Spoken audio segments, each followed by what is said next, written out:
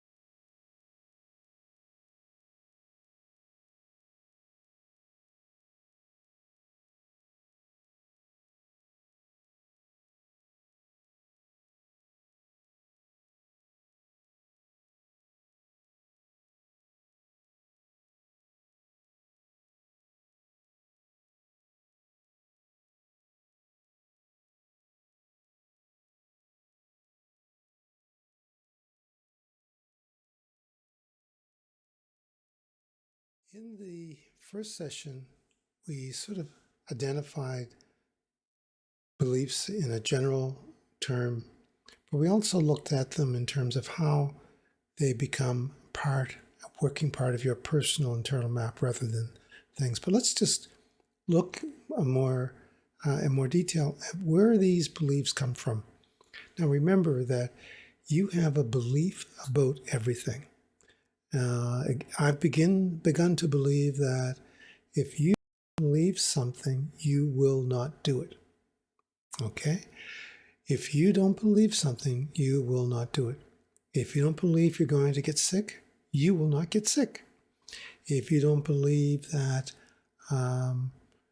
going to school is a good way of preparing for the rest of your life, then you probably will drop out of school or not go. Now, of course, there are unavoidable things that just happen that we can't really control, but to a large extent, everything that happens in our reality is connected to a belief. Okay? So ruling out the things that we can't control, sort of what we call them, the acts of life, whatever. But the majority of the things that happen to you on a day-to-day, moment-to-moment basis are all associated with a belief. Those things, particularly things those related to your health. So this is quite important, that if you believe something is healthy and do that, the likelihood is that your body will respond this way. And this is part of the external beliefs.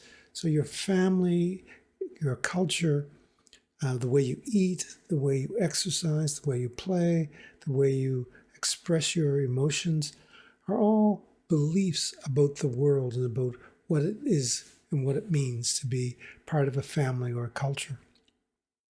And your society will give you rules, lots of rules. And the core belief here is that if there is a society rule and you go along with it, then that will make you a better member of society. So this is a peer group type pressure, being a member of society, of a group, and all the rules, all are beliefs. So you believe if you stop at red lights, you will be safe and you won't get a ticket. And you also believe that if you go through a red light, there's a chance you get a ticket. Then there are the special group, what I call events in your life from the outside world. Things that have happened to you that have caused what I call a root cause event. We're going to be working with root cause events a great deal, and this becomes part of your timeline. And some events in your past have created power beliefs, but other events from your past have created very unresourceful beliefs that may cause you to behave in unresourceful ways. It may even cause you to be sick and ill. Now, these experiences from the past can be very, very limiting. So think of them as root cause events. Something that happened was the primary root cause that today you are still experiencing. We'll look at some of these root cause events. So here's one. Suppose when you were a very young child, say preschool age, you got lots of colds and you were sick quite often. So you might have been told and believed that doing certain things would prevent you from getting sick. So you've been told, don't get wet, keep your socks on, don't eat certain foods. You will have certain behaviors to avoid those events. So I'll just use an example of getting sick as an example, but there are many, many others, and we'll go through those. So these root cause events form beliefs about your world and about how you behave. And the most important thing to note here is that all of these external beliefs are optional, and you can either change them or drop them. However, quite often they're shared, and you can just look around you, and they're very observable, and you will find groups of people having shared beliefs. And you may even have been one of these people who, when you're around a certain group of people, you behave one way, and when you're around a different group of people, you behave in a different way. An example being of that, if you were one of these people who went to church and wore a nice, dressed up really nice, and your Sunday best and behave very, very politely and sit very nicely in your chair and pew. But then after church, you would meet your friends in the local pub and smoking cigarettes and, cursing and swearing and telling dirty jokes. So there's an example how your behavior, your beliefs about how you behave vary depending on your group setting. The internal ones are the ones that I'm really, really interested in, because quite often, and again, this relates to root cause events, you have had traumas or developed fears from the past that you then have beliefs about your future, your present and future. You may have had role models that you really, really admired or that you feared. And because of that role model, be it either one that was more resourceful, one less resourceful, you would mimic them. Okay. And the final one I think is really important is your experiences in the past of having very deep and meaningful, loving experiences, either with family members or close loved ones. So all of these form beliefs. Okay. Now, the interesting thing about these types of beliefs is if you back end them, you will find that they then will connect to desires. So, for example, the fears and traumas, your desire to avoid that fear or trauma would become a core desire, which you would then build many beliefs to be able to do that. Your core role models, you might be wanting to be like, so your core desire would wanting to be like that person. What's the problem with that? The potential problem is that it's a very specific person. Rather than a general belief, it becomes, I want to be like Joe. So that becomes an issue, because when it comes to outcomes, there you will be limited in terms of the beliefs and outcomes that you can have. So we'll get into this more a little bit later. But so the big three: fears and traumas, role models, and loving experience. The most important thing here is that these beliefs become repeatable, but they become very resilient, and consistent. You can almost bet on people's behavior and you track back as to what their beliefs about. So why have we been focusing on beliefs? Well, beliefs are very, very important because everything that you do in your life is driven by a belief. You do things because you believe that doing them will meet some kind of desire. And we indicate it briefly, and we'll be going into this in more detail. You have desires that are to move towards things, and you have desires which are to move away from things. So a couple of the things that we'll be trying to do is identifying the resourceful and unresourceful desires and beliefs. Now, they tend to be the beliefs that you have about moving away from something to avoid something. Those tend to be unresourceful, so there's a good clue there that if there's something that you want to avoid and you have beliefs about it, they'll tend to be unresourceful. So you can look at that. So that's later on down the road. But for this exercise, what we'll be doing is focusing on how to develop a belief and then expand that belief. And then eventually associate power frames to make it even more powerful. So when we talked about beliefs, we discovered that a belief was an offshoot of a desire. So you have a core desire, and then off of that, you will have many beliefs. And the example I used in the session was wanting a relationship, very high level, general, non-specific as to the specific person, location, or anything, just wanting a relationship. What does that mean? That means you'll be happy if you get a relationship and you don't necessarily have to have it specced right out to the minute detail. Okay, so you have a high-level core belief, wanting a relationship. And then the many, many ways, and you could probably think of other than these 3 simple ones I have here. Well, you could spruce up the way you dress. You could hang out with people you think could introduce you to people you might want to develop a relationship. And why would you watch Netflix movies? Well, maybe that will give you some idea of how to hang out in social settings, and you could use the clues as social training. But there's other beliefs that you could develop. So the belief is a mechanism or a method or an activity that you will do, that you believe you will do to meet your relationship or your goal. In this case, a relationship. So the exercise was to pick a desire. Then when you pick the desire, try to consciously pick a desire that is moving you towards something, not away from something. Avoidance desires tend to be problematic. So if you want financial security, you want a relationship, you want happiness, what are the things that you are striving for?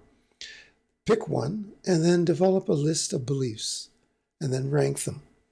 That's it for this exercise. That's all I want you to do. Should only take you, well, it can take as long as you want, but you could probably do it in a half an hour or an hour, sitting quietly with a cup of tea and thinking. Put some nice music on, but make it a desire of something you really want. Make it high level, and then take your time and just generate all the things that you could do. Then once you have them, try to get at least 5, 6, or 7, and then rank them as the ones you think are most likely. Doesn't mean that maybe your number 7 at the bottom turns out to be the most successful strategy. But these are all strategies, right? Rank them, and then what we will be able to do, and we'll talk about it on Sunday, is you'll be able to assign a power frame to these. So enjoy this exercise and do try it, because I know they're simple, I know they're really easy, but it gets you into the mood of working towards building something that we will be working on a couple of units down, called your hierarchy of beliefs. When you build that and you have your hierarchy of desires and beliefs that are really solid and are all sort of positive, reinforced, and resourceful, then you'll find things in your life start becoming more organized.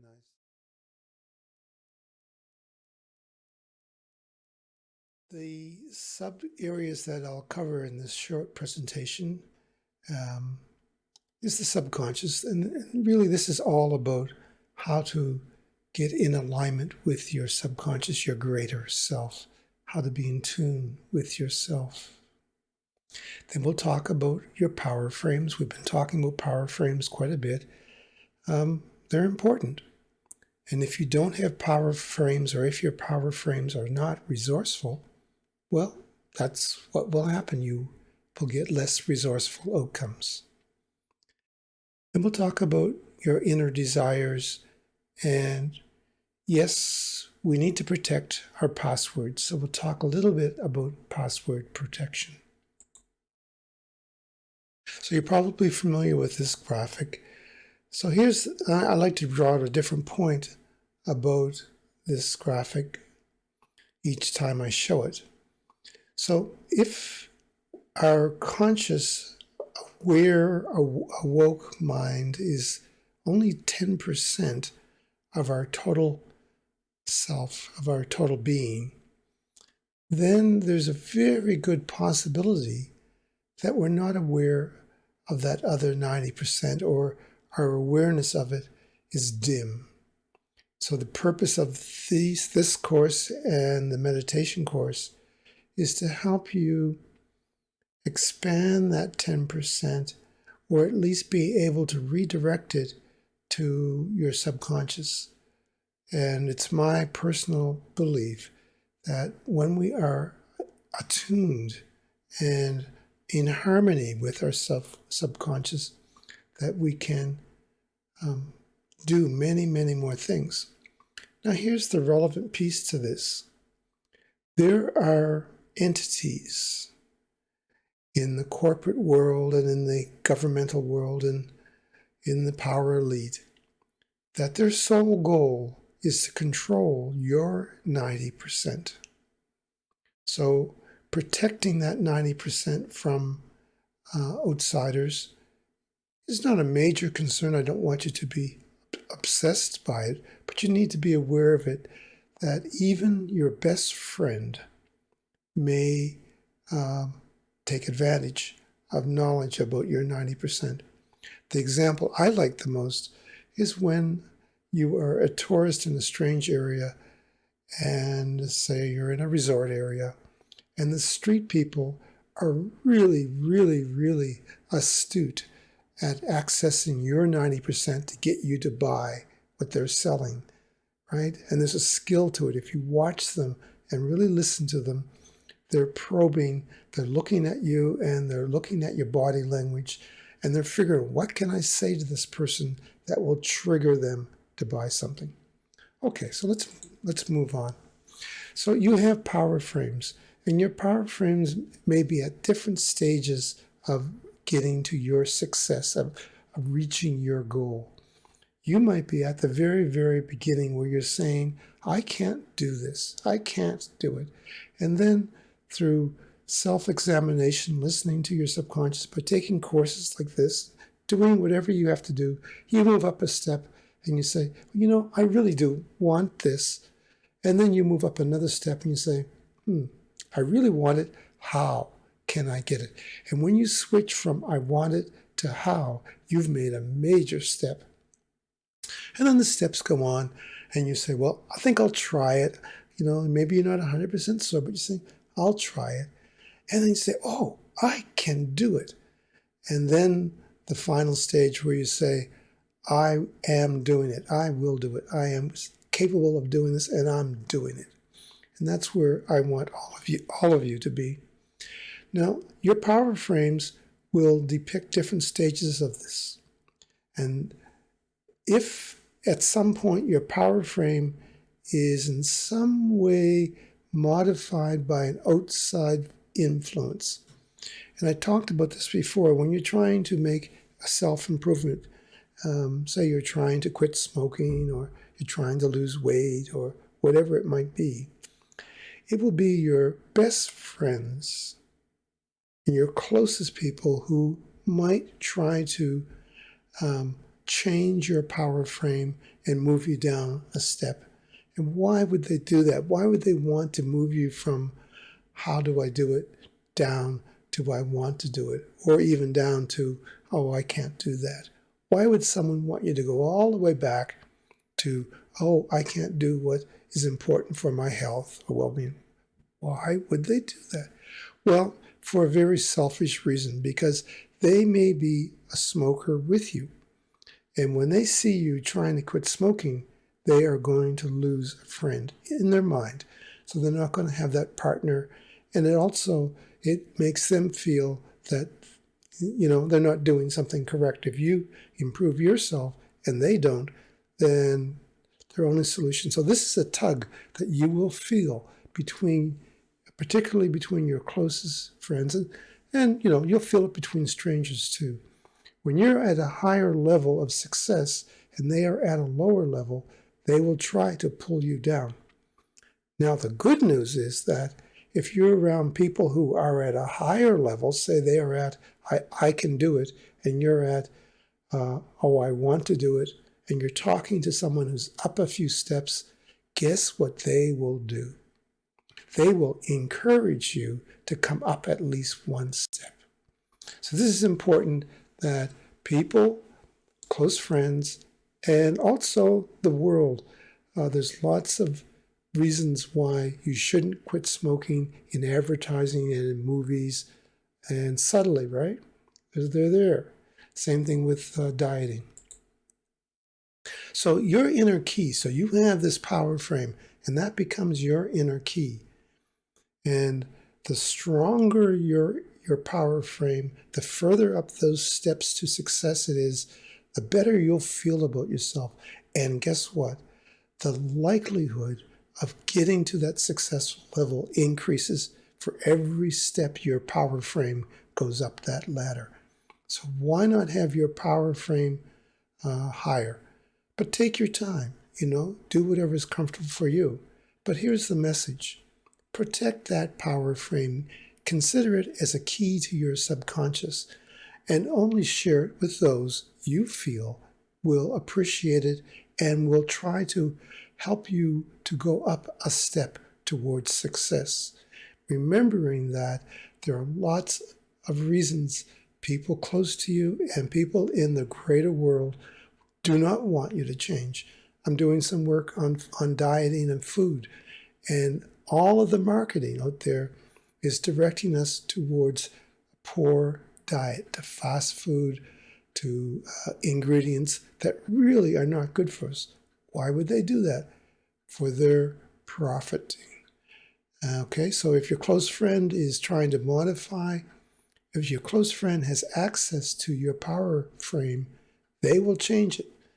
If you say what your power frame is, they might say, oh, well, that's not true because I know so-and-so who didn't da-da-da-da-da-da. They will put dispersions or in some way try to minimize that power frame. So protect it. Don't share it with everyone. If you have a power frame and you feel it's motivating you to move on, keep it and share it with those you feel are in harmony. So when you gain the knowledge of how to move up a step, right, you gain wisdom, you gain that some inner power. But sharing it is very much a human trait. However, share it with those you feel will actually act on it and will actually embellish it or grow it. I like to think that if someone gives me some of their inner knowledge, some of their wisdom, it's a responsibility for me to grow it and in some way share it in a positive, constructive way. Well, that's the bonus thing, number 3.